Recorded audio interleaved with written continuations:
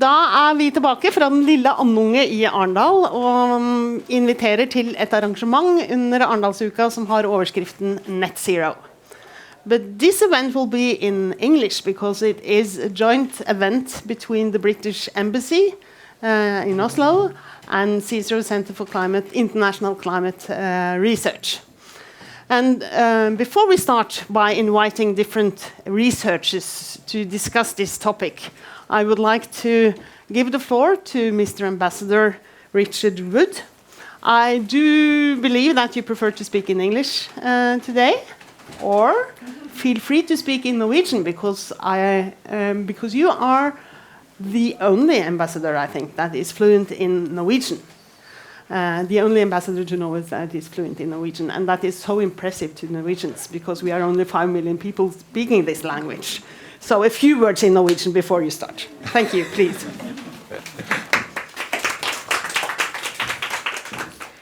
Jeg snakker gjerne norsk, men alle notatene mine på engelsk, så kanskje maybe I'll speak English this time. But invite me back another time and I will happily talk to you all in Norwegian. So you're going to hear from the experts in a minute, so I won't try to talk about the science. What I'll try and do is set the scene for you for our COP26 meeting in Glasgow that's coming, and a little bit about the environment that we see for making a difference and why Glasgow might be different. It's certainly the most significant COP meeting since Paris.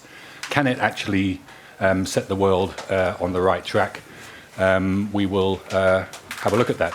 Now, the new IPCC report that came out last week was obviously disheartening, but was it anything we didn't know already? Not really.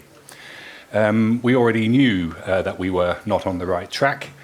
And as I think the previous IEA report also pointed out, that not only are we not meeting Paris commitments, goodness, I have an accompaniment. Not only are we not meeting the targets that Paris set, but actually the Paris targets may not have been ambitious enough in any case. So we need to do more, we need to go further, we need to bring the international community along as a whole, otherwise we are simply not going to get there. Now, first of all, Glasgow is going to be a physical event. We've worked very hard to make sure it can be, because we know that only by bringing people together, maybe if necessary, locking them in a room late at night on the last day is the only way you can actually make real progress. And we've been sending vaccines out to countries for the last 2 or 3 months to try and make sure that all of their delegates, but crucially also their journalists and their NGOs can come along as well. Because another thing that I will talk about is this needs to be a real partnership between governments, civil society, businesses, and the whole of society. So the debate around headline commitments, right? Can we agree on net zero by 2050? That kind of thing. Those will grab the headlines. When you turn on the news from Glasgow during the summit, that's what journalists will be focusing on. But actually, as the IEA reminded us, commitments A, don't always translate into action. But B, also there is a huge amount of practical stuff that needs to happen under the surface in order for us to make the progress we need to. So for that reason, there's been a whole range of activities leading up to Glasgow, setting campaign targets, working in different areas, looking at what are the fundamental building blocks of decarbonising society around the world. And we won't be relying on just the headline goals. We will measure our success at Glasgow by our ability to bring people together on practical levels in a whole kind of areas. Now, there's a lot of ordinary diplomatic business in a COP. It's a UNFCCC process that just happens to be hosted by the UK. But there's a whole agenda of things left over from Paris. The Paris rulebook still needs to be agreed. There are issues left over from Madrid. So even the headline commitments that we made 6 years ago in Paris, those are still not, we still don't have the full process around those things that we need. Now, our presidency, we are presidency of the COP process for a year. Well, it turns out almost 2 years in leading up to this. What are we focusing our efforts on? So there are a number of areas that we believe are really key to unlocking the acceleration of action that we need to see. I think one of the main ones is adaptation and mitigation. And the other key one that we've set ourselves is finance. Finance in many senses. Green finance in how do we ensure that all economic decisions taken by companies, by economies are taken with climate risk in mind, taken with decarbonisation in mind, but also finance in allowing all countries to move ahead together. How do we pay for decarbonisation in developing countries? So we have been working very hard to mobilise the capital that will be necessary in order to bring the whole international community along together. Now, the role of a presidency is as an honest broker, in the purest sense. We bring people together. The president, Alok Sharma, sits in the chair and sets the debate. But under the surface, as I've been talking about, there's a whole lot more that we need to do. One of those things is we need to lead by example. And I think, you've seen the UK set a new ambitious nationally determined contribution, NDC, of 68% emissions reductions by 2030. 68%. I will just note here, this is not a Brexit point, but the EU talks about fit for 55. We talk about fit for 68. And I think that is one example of where a presidency can talk with some authority about bringing people along together. And I talked about finance commitments. I think we have committed to doubling our finance commitment to international climate finance to, I'll try and translate this into NOK, 11 billion must be about, 130 billion NOK over the period 2021 to 2025, as a way of trying to get other countries to increase what we know is necessary, which is the financing of commitments becoming reality all around the world. And we hope that Norway will follow that example, if anyone is listening from the Norwegian government, either the present or future. So the net zero target, how significant actually is that? And can it get us to a place where the environment recovers? Can it do that alone? So we're going to hear a debate about that in a moment from those who know far more about it than I do. But for now, I would say it just remains the standard that we have. Net zero is something that we have to aim for because it is something that societies understand. Offsetting and all of the other issues around net zero are debates that we need to have, but we need a good headline commitment to bring everyone in the right direction. So we will push hard for that to be agreed by 2050, and we believe that has a good chance of keeping temperature rises to the 1.5 that we need rather than the 2 degrees agreed in Paris. So the signs are not bad. If you think about where different countries were 6 years ago, it was very hard to bring China and the US to the same table 6 years ago, to even get them talking about the same things. We believe both of those countries coming into this COP are in a different place. There is a new focus on environment in all countries and on reaching net zero. So we believe that the basis of the argument is no longer in question. Everyone now agrees that we need to take action. The debate has moved on significantly from do we need to do it to how do we do it and who pays for it, crucially. More and more countries are adopting net zero targets already nationally, and that increases the pressure on everybody else to follow in Glasgow, we hope. Underneath the contributions, again, they're just numbers, right? We say we'll be at net zero by 2050. Underneath that, there needs to be a long-term strategy that gets us there, each country.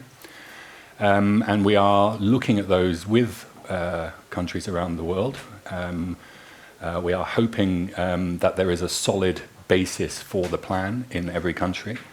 And so there will be some talk at Glasgow about how long-term strategies need to be structured in order to have the momentum necessary to reach the target.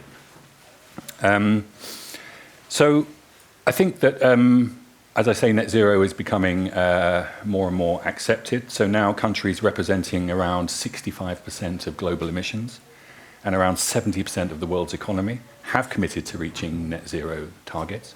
That in itself is very encouraging. 120 countries have followed our lead and pledged to develop a net zero plan. Some countries will get there faster than others. That's obvious. But there are some real obstacles to some countries getting there at all. So we are missing, as I said, the target on climate financing. We need to get that back on track. But I think the message we will take to Glasgow is that the risks of not doing anything or not doing enough are far greater than those of pushing ahead. We've seen that with our own economy, that we've managed to grow the economy by 75% at the same time as we have reduced emissions by, I think it's 43 we're up to now. So a lot of what we will be talking about is creating a green economy, creating green jobs. This is helping to bring companies on board. This is helping to bring the private sector on board. You can, at the same time, it's not a cost to the economy, it's a potential benefit to the economy, potential growth to the economy by taking this track. And I think what we have seen is that by kick-starting it for us with energy production, right? In a sense, we had it easy. We could just cut out coal and oil. Sounds easy, but it wasn't that easy. But then we are pushing ahead with decarbonisation. But what we have seen is that that initial push, that big step, unlocks decarbonisation of the wider society. For others, it won't be energy production that they are looking at. In Norway, for example, you already have pretty much 100% renewable energy production. So what does Norway look at for reducing its emissions?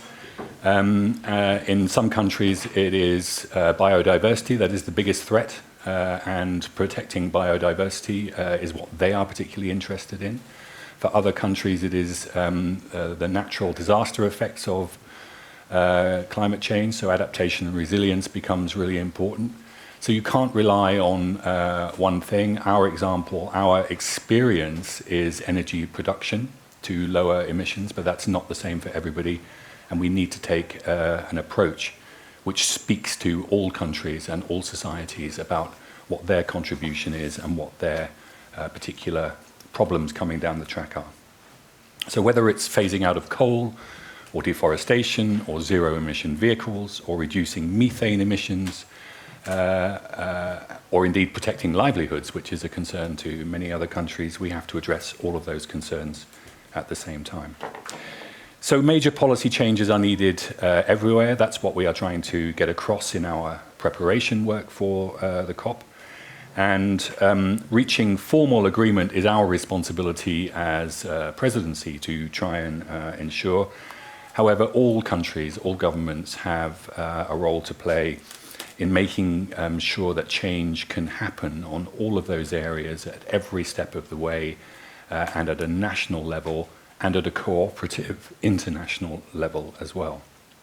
Now, civil society has played an absolutely crucial role in getting us to the place we are. Governments could have remained quite kind of blinkered and pushed on ahead with economic development that was harmful to the environment. Civil society has brought us to a place where that is no longer acceptable and no longer viable. So that is why we are partnering with Italy to make sure that civil society provides a really important voice into the COP process. And we absolutely hope that that will continue because it has guided us this far, and we believe it has a role beyond the setting of headline goals. It has a role in implementation as well. So huge thanks to Cicero for setting up this event. I know that COP and the environment is the #1 issue in Arendal this year. There are a lot of events around different aspects of this, and we thank you very much for putting the focus on this issue, and we promise to do our best to help the world get to a better place. Thank you so much. Thank you. So thank you so much to Mr. Ambassador Richard Woods. And now I would like to invite Solveig Aamodt to the floor. And we also have some participants with us on screen. That is Richard Miller, Aya Gambir, and Steffen Kalbekken. But first, Solveig Aamodt, she is here with me in Arendal. She is a senior researcher at CICERO, Center for International Climate Research. She is a specialist on Brazil and Indian climate policies, but also on climate negotiations. And then to you, maybe, Richard. Hello. Nice to see you. Richard Miller is a senior analyst for the Climate Change Committee, the official independent advisory board to the UK government. He has contributed as a scientist to the 1.5 special report from the IPCC. But to me, you are Miller et al. And that is because you were a lead author to a very controversial article on climate budget. So we also had researchers collaborating with you on that article, and that was a very interesting discussion going on for a year on what was actually the carbon budget. And then you, Aya Gambir, you are a senior researcher at the Imperial College in London. You are a scientific lead on a number of low carbon studies to the UK government, and is also a very experienced climate scientist. And then over to you, Steffen Kalbekken, who is a research director at CICERO, an economist leading our group of climate economists at CICERO, but also an expert on climate negotiations. So I would very much like to start with asking you a yes and no question, just to get some temperature in this discussion. And the ambassador has already mentioned that over the past few years, a lot of large economies have announced net zero targets. But let me ask you, and please be frank, are these targets realistic, Solveig? Currently, no. Currently, no. And Richard? I think they can be. Yes, I think they can be achieved, and are probably the right targets that need to be achieved. Yes, can be from you. And then Aya? Yes. And Steffen? Depends which country you're talking about. Please, let's it's say very yes, hard for a researcher to say yes or no. 2050, 60 is a long way off. Let's say yes. Let's try Yes, 3 yes and 1 no, and that means that you start, Solveig, please. No, I think to me it's a lot about how they are reached. It's as important that if it's reached, because this has lots of these targets are quite far from the policies that the countries having the targets are currently having. So and many of them lack a proper road to get there. So as a politician, politicians are usually more pessimistic when it comes to how much time you actually need to make the policies and to have the institutions and the apparatus ready to implement those policies. So that's why I have a pessimistic answer. And also, there are large questions on the ambassador mentioned this on offsets, the net question. And in a global scale, there's no net, there's no creative counting, it's just zero if you add everything up together. So a big question for me is how much is hiding, how much do these countries plan to buy from other countries, and also, to me, from the perspective of developing countries, they will need longer time. So the developed countries need to reach net zero way before 2050. Okay, to we'll dig a global bit net. deeper into the different questions afterwards. But then, Richard, could you argue for your yes? Yeah, I think I think there's a growing consensus that if we start with the long-term target of net zero target, that is achievable on the timescale of around mid-century. There's a lot of roadmaps out there now. There are lots of different countries, particularly I'd say in developed countries, and I think a growing consensus of what that actually means, and that can be achieved and has significant benefits for it. And then I think the question is then joining up that position with where we are now, and I think that's what we're seeing more and more now as well with the increase in NDCs from many big economies, big developed economies over the coming year. There's arguably now, I think, a growing alignment of near-term targets with long-term targets. There's obviously a massive question that's different, and you can set a target, but delivering it is another challenge. But I'd also argue that part of the role of a target is to go beyond a little bit where current policies are already. I think it'd be slightly pointless for a target to just be aligned with what we know we're probably going to achieve anyway. You say, well, what's the point of a stretching target under the Paris Agreement? So I think it's right that these targets go a little bit beyond where policies are expected to take us, particularly for 2030 right now. But I do think there's a growing research body that does show that this can be done. There are pathways to do it. It requires big and coordinated action from not just government, but also leveraging up the private sector to deliver this. So there's very little space for slippage. But I think if we're serious about what the temperature targets mean, then I think there's also very little space for slippage there. So I think it's a challenge that we have to take on, one that can be delivered if governments are serious about delivering the targets they're setting and get on with it from today onwards, really, with huge urgency. Thank you so much, Richard. And then, Ayar, what is the reason behind your positive answer, optimistic answer? I really love the pronunciation IR, by the way. I'm more commonly known as AJ, but I enjoyed it. AJ, okay, I'll...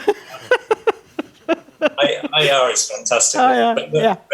But time is tight, and I just want to make a couple of points on top of the points that I've already heard, with which I agree.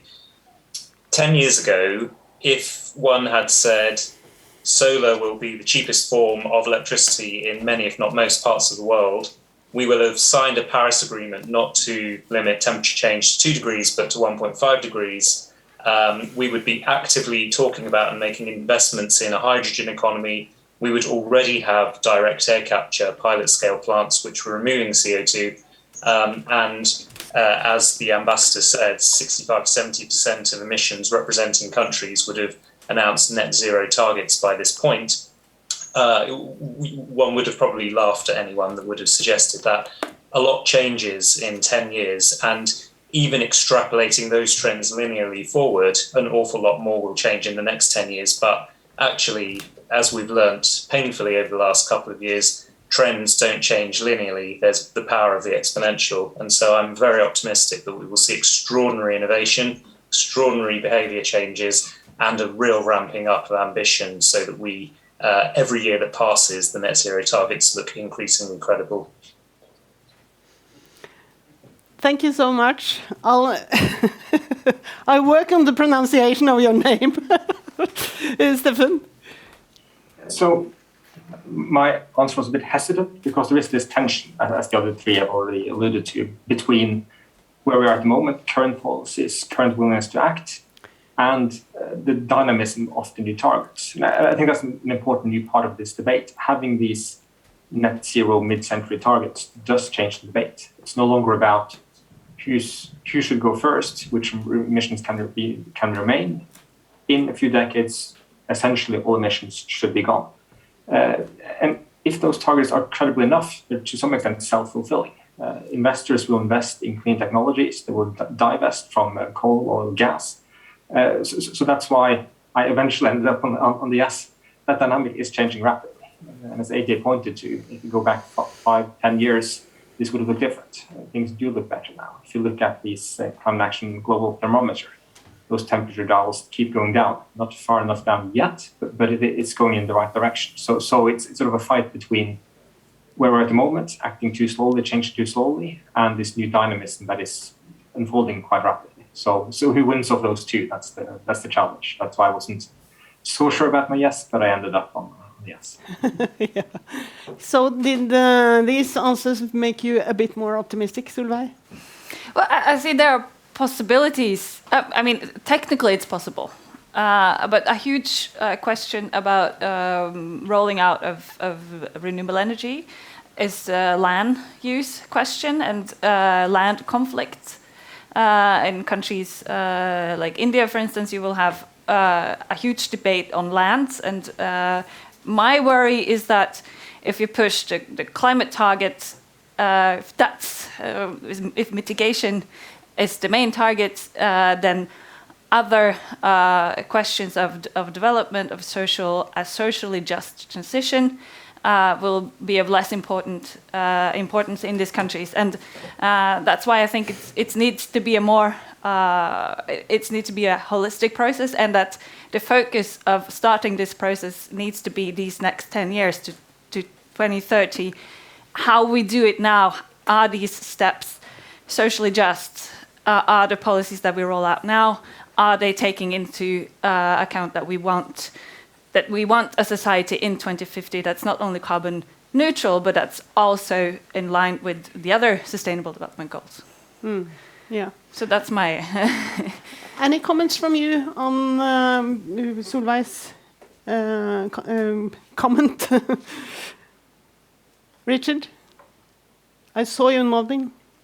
Yeah, I think I'd just say, I think I agree with a lot of that, really. I think, it's important. I think the targets are stretching and, highest possible ambition, but no more. They have to be things that, once they're set, there can be credible pathways to deliver them, taking account of all these other things that we're trying to do with societies, and land use particularly is a great example of where a lot of these things intersect. So I think that's right. And I think that, again, points to the need for a bit of a cross-government, a whole of society kind of approach to this, and that we're only going to achieve these things realistically if we do kind of consider these things from the start. But at the same time, I would say, I think where the targets are now is as stretching as they should go, but I think there's certainly stretching targets, and delivering them will require engagement with all these issues. So I think they're the right targets, but these considerations need to be baked in now into how we try and achieve them. AJ? I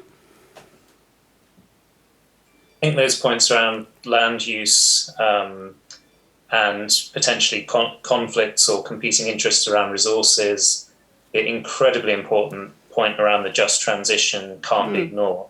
Whilst I'm in general very optimistic about the achievability of net zero, I'm not so optimistic that we will deliver many of the sustainable development goals and justice and equity along the way. I think that inevitably the speed of the transition is going to be mismanaged in some countries, despite our best efforts. I very much hope that, as Richard was alluding to, that we bake in good policies and good practices now. But I'm somewhat less optimistic that we will deliver net zero with a commensurate increase in our overall sustainability across many of the sort of complex interactions between the 17 SDGs. Thank you so much, Stefan. So in addition to what's been said about these potential conflicts with other SDGs, it's also important how the politics and social dynamic of this unfolds. So if you push too hard, if you set a 70% target for the EU in 2030 and you'd ban red meat and flights, you'd have a pretty massive response from the public, and you probably wouldn't get re-elected. So sort of that balance between pushing enough and not pushing so hard, there's a major backlash, is a challenge. So it's in addition to this trade-off, this balance with the other environmental and social concerns. It's also making sure that the political and public response is positive enough that you can push ahead with ambitious policies. Let me just say to those of you who are present here in Arendal that if you have any questions, you are free to ask, and we'll ask the researchers to comment on that. So please just wave to me. But I would like you, I'll go forward and ask you the next yes and no question. And this time I think I will start with you, AJ. And the question is, because one of the things that we could dig a bit deeper into is the question connected to trading. And can trading, emissions, of the emission trading, can that really be fair? Is it possible to answer yes or no to that? AJ first. Yes, I'm very happy to elaborate on why. Yes, I'll invite you to come back. But then Stefan. Yes, and I'll get back to the answer. And Richard? Yes, as well. I think it can be. Could you? In theory, yes. In theory. Okay, AJ, please elaborate. Well, of course, there are so many different ways in which it can be unjust and be perceived to be unfair. And there's a huge debate that we won't have time to get into now around rich lifestyles being retained while offsets are purchased from other parts of the world or other parts of society, embedding inequalities, entrenching injustices. However, I suppose my optimism that it can be fair stems from the huge potential for financial flows to be driven by international carbon markets, as envisaged in Article 6, which is still a great mess, and which I'm sure we'll come to in terms of one of the goals of the Glasgow COP. That the sums of finance are potentially so large that if channeled in the right way, and if channeled in ways that have integrity around additionality and monitoring and sustainability, then they can be an incredibly important vehicle towards improving equity and justice. Thank you. Stefan? Well, trading can be fair. I'm not sure it will be, but it can be. AJ pointed to some important arguments.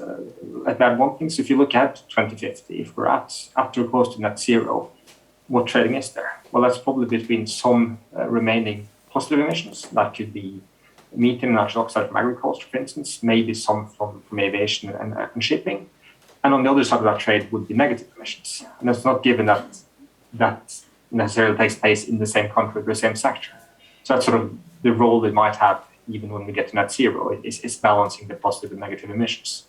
How you get there is important. I'm not sure it'll be fair along the way, but at least there's this potential for quite substantial financial transfers that can at least help fund the more just transition in somewhat developing countries that might be selling those offsets for some years to come.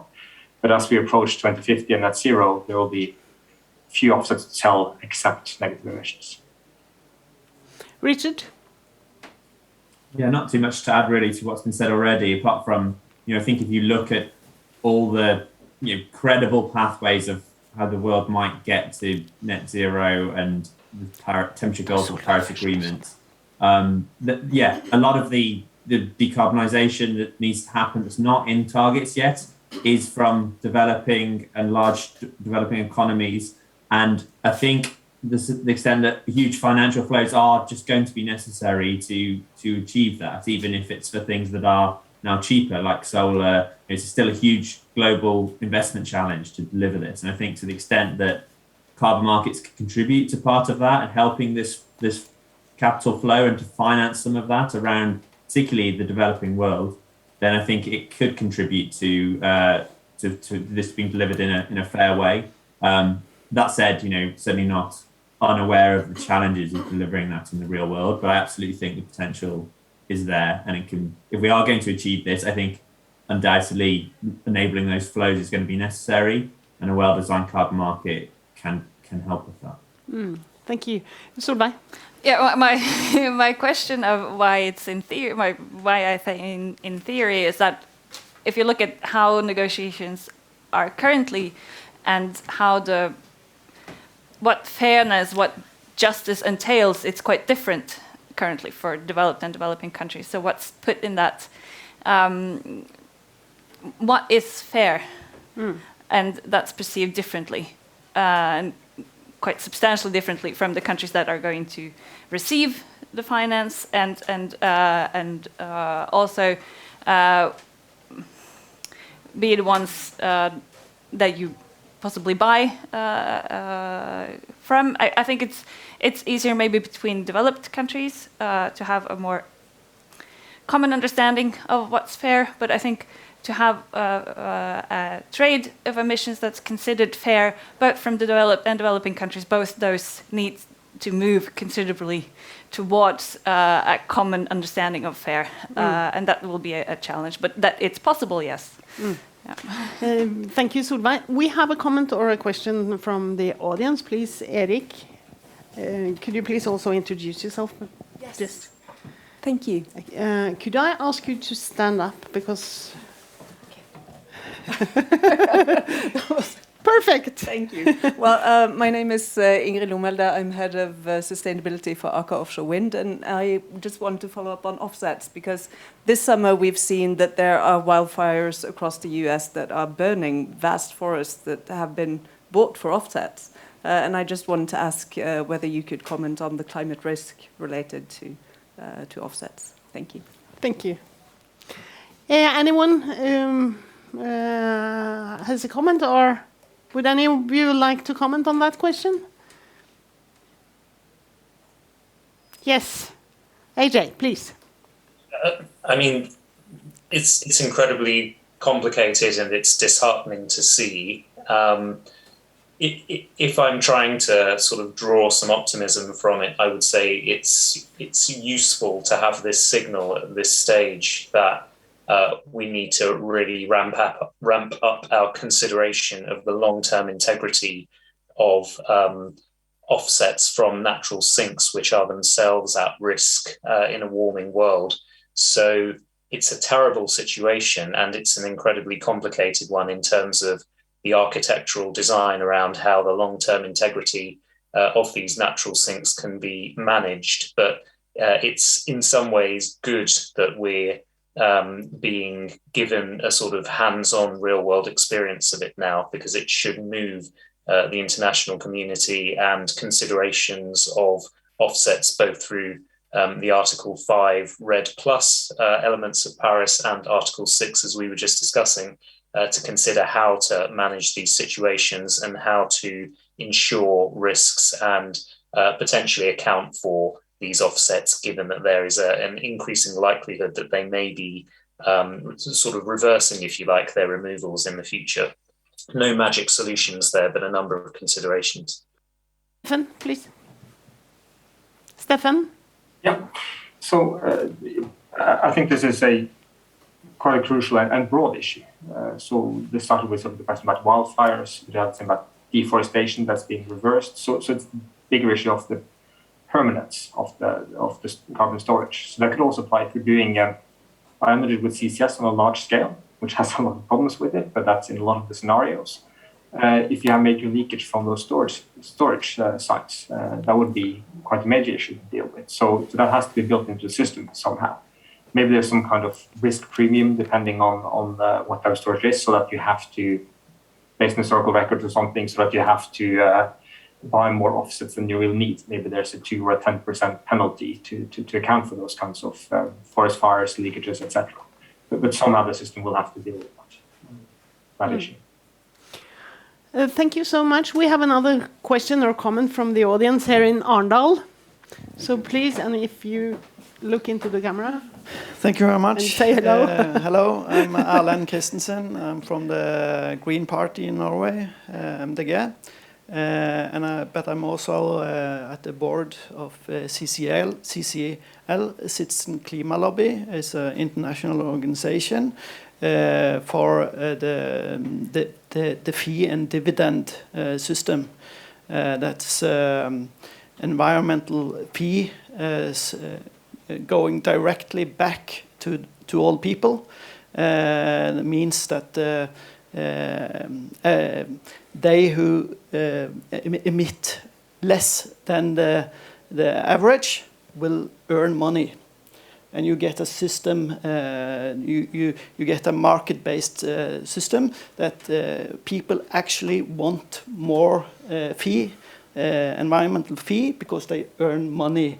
And it's mostly the richest people who are financing this, because they are emitting most. So this is at the individual level, or? No, everyone gets the same amount back. You get more back when you are in the districts, but less in the cities, because you haven't got all the distances there. It's working in Canada from January 2019. And you have also in 2019 3,500 economists who are saying this system has to be adopted. Okay. And we have also SV, MDG, and the party Red, who have this in the program. And we also have a big discussion from Senterpartiet and Arbeiderpartiet, who say we have to have social fees. And this is actually social fee, because, yeah, thank you. Thank you so much. This is part, it's 4 weeks. In 4 weeks, we will have the election for the parliament in Norway. So at all events here in Arendal, it's questions that are being discussed in the election campaigns. That's also taken into the climate discussions. And Stefan, you are familiar with this discussion. So could you please comment or answer to the question from the Green Party here? Yes. So we did a study on this. Can be called citizen climate dividend or climate bonus, has different names. So we did a study on this in 2019 in the UK, US, India, South Africa, and Australia, published in Nature 2019. We looked at this and what it does to public support. So first of all, yes, I agree, it does provide a boost to public support. But so does other methods of spending the revenues from a carbon tax. So if you're primarily concerned about the climate impact, earmarking that for climate measures, both mitigation and adaptation, will also have a good effect and will bring further emission reductions than the tax in itself. If you're primarily concerned about distributional concerns, then there are more precise ways to target those least well off. So, for instance, by changing the income taxation or more targeted transfers only to the poorer groups. So it will work. It does work in a few instances, like in Canada, where they have a variant of this. But I'm not sure it's the sort of silver bullet, it's the all-around solution, because there are other ways of spending that revenue on climate measures, more targeted transfers that can perform better on environmental or social dimensions. So, but maybe it's the compromise between the two. Okay. Any other comments on this topic? No. Yeah. AJ, please. Just a really quick one to say that, going back to my initial sort of optimism around net zero, much of that comes from the extent to which we're going to see technological innovation, behaviour changes, but a general comment on this point is that we're also going to see a lot of innovation in policy design mechanisms, and the analysis around potential policies that work to incentivise behaviours and get people to buy into the transition is just so much more advanced and sophisticated now than it was just 5 to 10 years ago. And I think these are examples of really interesting mechanisms that could drive participation in the net zero transition. Solveig, comment? Yeah, I don't know this policies in detail, but I just think it depends a lot on the national political context, and in many countries where you have large differences in who has access to policymaking, and the richer groups have a large the elites in society, in sort of, they control policy, they control the economy, and where the tax systems are already not functioning very well for the less well-off in society. It's not a model that you can carbon copy to developing countries necessarily. It has to be discussed at the national level. Yeah, I think national policies have to be adapted to the context. Yes, there. right. Yes, thank you so much. And now I'll come to my final yes and no question. And let me start by you, Richard. Can we expect new and ambitious announcements at the COP in Glasgow in November? I think yes, but maybe not necessarily on headline emissions reduction targets, but overall, yeah. Okay, Stefan? Yes, but none of them before the COP. AJ? Yes, and I'm looking to India in particular. Solveig? Yes. Yes. Oh.